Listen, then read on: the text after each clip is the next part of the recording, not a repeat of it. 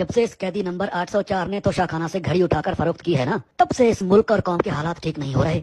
देखो महंगाई कहाँ से कहाँ पहुंच गई है भाई। हाँ भाई ठीक कहते हो। पहले कितना अमन व अमान था, एक चिड़िया तक पर नहीं मार सकती थी। ये तो अच्छा है कि बब्बर शेर शरीफ और जरदारी जियाली जिंदा हैं। इन दो खानदानों ने इस मुल्क को बचाया हुआ है भाई, वरना आज ये मुल्क कहाँ से कहाँ पहुँच चुका होता। हाँ हाँ और क्या। देखो ना हमारे बब्बर शेर का बाप मजदूर था। एक मजदूर के बेटों ने शबाना रोज मेहनत करके कहाँ से कहाँ पहुँच गए। चंद ही सालों में आधा लंदन खरीद लिया है भाई। इतना मेहनती और ईमानदार खानदान है, जिसे ये कैदी कहता है कि ये चोर हैं। अरे मेरे महबूब लीडर के पास भी तो कुछ नहीं था, सिनेमा के टिकट बेचता था बेचारा।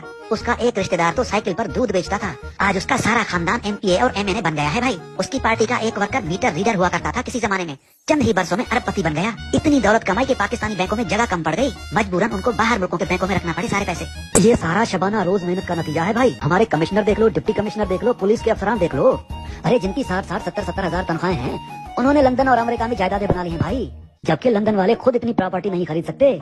ये सारा शबाना रोज मेहनत का नतीजा है भाई। अरे याद आया, गिलानी साहब की बीवी ने भी तो हीरों का हार उठा लिया था ना तोशाखाना से, जो पाकिस्तान के सैलाब जदगान को दिया था तुर्की की खातून अव्वल ने। अरे भाई अब सैलाब जदगान सोने या हीरे के हार का क्या करते। अच्छा है गिलानी साहब की बीवी ने उठा लिया, अगर वो हीरो का हार ना उठाती तो उसे भी ये कैदी बेच देता और आगे से कहता इन पैसों से मुल्क में अस्पताल बनवाऊंगा। बड़ी तबाही की है भाई इस कैदी ने इस मुल्क की। अरे हमारे ईमानदार मजहबी और मोहब्बे वतन लीडरों ने सारा मुल्क बेच कर भी लंदन, दुबई और अमेरिका में प्रॉपर्टीज खरीदी हैं, जजीरे बनाए हैं, सारा कारोबार बाहर सेट किया है, लेकिन मुल्क का एक रुपया तक जाया नहीं किया। ऐसे होते हैं लीडर और इसे कहते हैं सियासत। हाँ भाई क्यों नहीं, अपने औलाद के लिए शबाना रोज मेहनत करके पता नहीं कहाँ कहाँ से कर्जे लेकर भीख मांग कर अपने आने वाली नस्लों के लिए बाहर मुल्कों में पैसा जमा कर रहे हैं भाई। और एक वो है कैदी जिसने एक घड़ी बेचकर मुल्क को मुश्किल मोड़ में फंसा दिया। अरे उसे सियासत के अलिफ बे का नहीं पता भाई, तुम क्या बात करते हो। देखो तुम जैसे बेअकल को भी ये बात समझ आ गई, लेकिन उस कैदी को ये बात समझ नहीं आ रही। अरे वो सब समझता है। अरे क्या खाक समझता है, कहता है ये सारा कर्जा और भीख में लाया गया सारा पैसा इस मुल्क और गरीब आवाम का है। कर लो बात, आज लाखों पाकिस्तानी अगर पूरी दुनिया में शबाना रोज भीख मांग रहे हैं तो क्या वो सारा पैसा आवाम का हो गया? बिल्कुल नहीं। और तो और कहता है मैं मुल्क में यूनिवर्सिटीज बनाऊंगा। कर लो बात। अरे तुम यूनिवर्सिटीज की बात कर रहे हो, वो कैंसर अस्पताल बनवा रहा था, कहता था अमीर और गरीब का एक ही अस्पताल में इलाज होगा। अरे हमेशा पागलों वाली बातें करता था। और फिर कहता है सारा कसूर जरदारियों और शरीफों का है। अरे हमारे बब्बर शेरों ने तो बरसों से चलते हुए कारखाने बंद करवा दिए। अरे अच्छा हुआ ना, मुल्क पर बोझ थे ना। देखो कॉलेज, स्कूल, यूनिवर्सिटी तक बंद करवा दी हमारे महबूब लीडरान ने। कितना पैसा बचा लिया इस मुल्क और कौम का, और इस सारे बजट से अपने लिए दुनिया की महंगी तरीन गाड़ियां खरीद ली। ऐसी गाड़ियां कि जिनका एक एक टायर 4-4 करोड़ का है। अब ये तरक्की नहीं तो क्या है।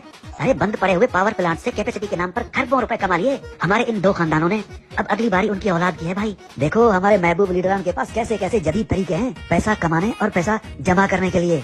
कितनी फिक्र है इनको मुल्क और कौम की।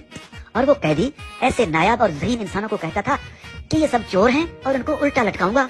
अरे जब चोरों को उल्टा लटकाएगा तो इस कौम और मुल्क को कौन चलाएगा? अरे बाहर से कर्जे कौन लेगा? लंदन में फ्लैट कौन खरीदेगा? पागल कहीं का। यार तुम क्यों एहतजाज कर रहे हो? अरे भाई मेरे बिजली का बिल ज्यादा आ गया है, इतनी बिजली तो मैंने इस्तेमाल ही नहीं की, बस इसलिए एहतजाज कर रहा हूँ। और तुम किस लिए एहतजाज कर रहे हो भाई? यार मेरी बेटी एक मिनिस्टर के रिश्तेदार ने अगवा कर ली है, इसलिए। बस भाई अगर इमरान खान ने ये घड़ी ना बेची होती ना तो आज हमारा बिजली का बिल भी ज्यादा ना आता और किसी की बेटियां और बच्चे भी अगवा ना होते।